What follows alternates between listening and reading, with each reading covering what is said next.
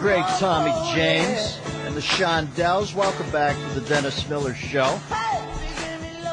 This cat has great chops, man. I've always admired his work. Very cool vibe, too. Sort of like, like an Armin Asante vibe or something. He's got a new play, Unorganized Crime. It'll be in previews starting tomorrow night and then run for a limited engagement starting Thursday, May 8th at the Elephant Theater, so you never forget, in Hollywood. Chaz Palminteri. Hey, Chaz, how are you?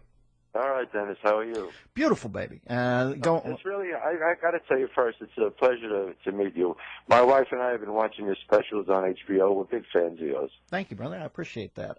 Explain Unorganized Crime to the listeners. Well, the way this whole thing happened was Kenny DeGuilla was a waiter. You know, he was an actor, and he was on Les Mis years ago. He was in the show Les Mis and did a lot. Then he raised his son, and then he left the business to raise his son. But I always admired his work as a writer and actor. I saw his plays years ago, and then I went to the restaurant to eat, and I met him, and he said, "Look, I wrote this play," and I said, "Wow, I'm getting back in the business."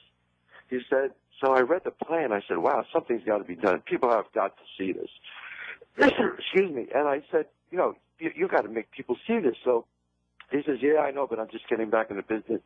I said, "Look, I'll do the play." There was a part that he said you'd be perfect for, and I said, "You know what? I'll come back. I'll do it only for 4 weeks in L.A. People see you, see your words, hear your voice as an actor and writer." I remember what Bob De Niro did for me, Dennis, and I never forgot that. And so I said, "You know what? I'm going to pay it back and do it for someone else." And that's why I'm doing it. It's Unorganized Crime. It's about two brothers. One is a made guy, one isn't. But it's really about a family, about these two brothers, and one is married to this girl, and it's like loyalty. Where is loyalty? Where is betrayal? Mm-hmm. And I come back and see him after 3 years, and I try to talk him into coming back into the family. It's really not like violence, but it's about really family and brothers. Well, listen, man, I got to say, for a young cat who's written something, and you got a guy like you with a Bronx Tale on your CV coming up to him and saying, "Listen, I'd like to explore this play, the father-son dynamic." I would say not since Mario Puzo has somebody had a stranglehold on the father-son thing like our guest Chaz Palminteri has. Unorganized Crime, as I said, is in previews starting tomorrow night and then runs for a limited engagement starting Thursday, May 8th at the Elephant Theater in Hollywood. What size cast you got, and who are some of the notables in your eyes, Chaz? We have five people in the cast. I mean, obviously Kenny DeGuilla, myself, but also Elizabeth Rodriguez, who just got nominated for a Tony for a mother effer and a hat. The Chris Rock thing, yeah. Mm-hmm. Yes, exactly. And she's just a great actor. So I really got some great people to be in it after they read it. And it's only for 4 weeks, Dennis. Only to May 31st. 4 weeks only, Thursday to Sunday. They can get tickets at tixx.com, or they can call the elephanttheater.org. But this is something I really want the people, the industry, to see this man act and to see his words. It's important for me. It really is. TIXS.com. Easy one to remember, folks. TIXS.com.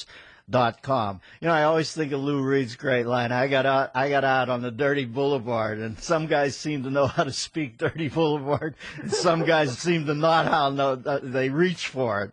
I don't even know your background, brother, but it just seems like there's a little dirty boulevard somewhere way back when.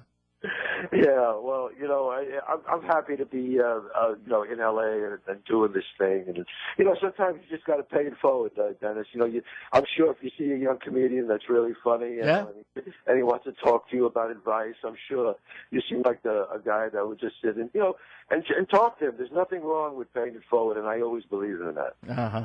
Well, I'm saying way back when, I sense a little Bronx in your background, though, right? You might be an L.A.ster now, but there's some Bronx in your hard drive, isn't it? Well, Bronx Tale is my story. My real name is Calogero. My father was a bus driver. I saw a killing when I was 9 years old. And when I wrote Bronx Tale, I mean, that was about my father and me, and my dad telling me the saddest thing in life is wasted talent. And I never forgot that, and I lived my life by that. And I felt when I read this guy's play, I said, this guy can't waste his talent. He's got to stop waiting tables and start doing something now. So that was my idea of doing this. Well, A Bronx Tale, one of my personal favorites. I was just trying to evoke it out of you for the listeners, not everybody who knows the vibe. And folks, A Bronx Tale is an unbelievable flick. And read the backstory on De Niro coming to see the show when it's a play. Chaz Palminteri at the center of this, and unorganized crime. Once again, previews starting tomorrow night. And then limited engagement, only through the end of May, starts Thursday, May 8th at the Elephant Theater in Hollywood, only through the end of May, Tix.com, Tixs. Thank you, brother. Thanks for all the great work over the years. Same here, Dennis. Thank you. God bless. All right, we'll talk at you. Yeah, he's the real deal. Oh, yeah. And that Bronx Tale is... How real does that get? I mean, that is... A little too real. Yeah, it's... they nibble on that in Goodfellas with, Henry being more hooked up with Jimmy than he is with his dad. You know what I mean? But the full-bore beauty of that tale explored in A Bronx Tale. 866-509-RANT, our phone number, 866-509-7268. Yeah, a little chuff with myself to Chaz Palminteri, even knows my work. Now, what's this thing with Gene and Rob? Do we have time? Yeah, we have time. We have for it time. Here. All right, yeah. so they're competing for the position of Laugh Laureate on the show? Of the DMZ, the Dennis Miller Show. All right, yes, who sir. fires the first volley? Gene and Philly? Gene and Philly. Let me hear it, number 7. Do you like to laugh? Well, doesn't everyone? Hi, my name is Gene Beretta. You may know me as Gene in Philly.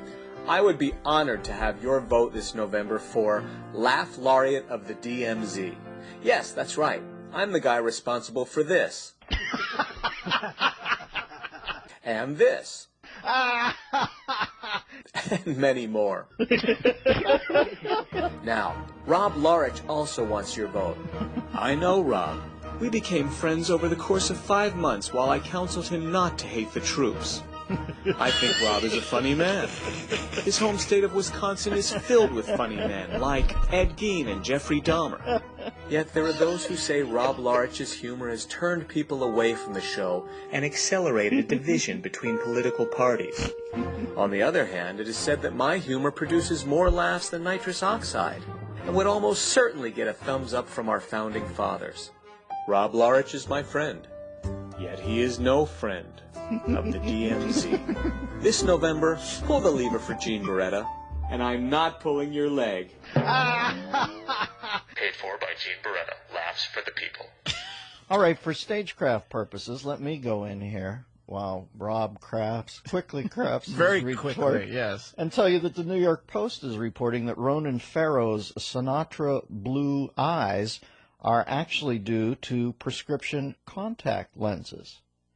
Now, somehow this makes him even more, in my eyes, my green eyes, deserving of the Excellence in Broadcasting Award that he got only after doing 3 shows.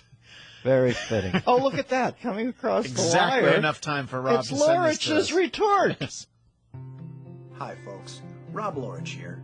Over the past few years, I've been trying my best to make you laugh, and more often than not, I think I've succeeded.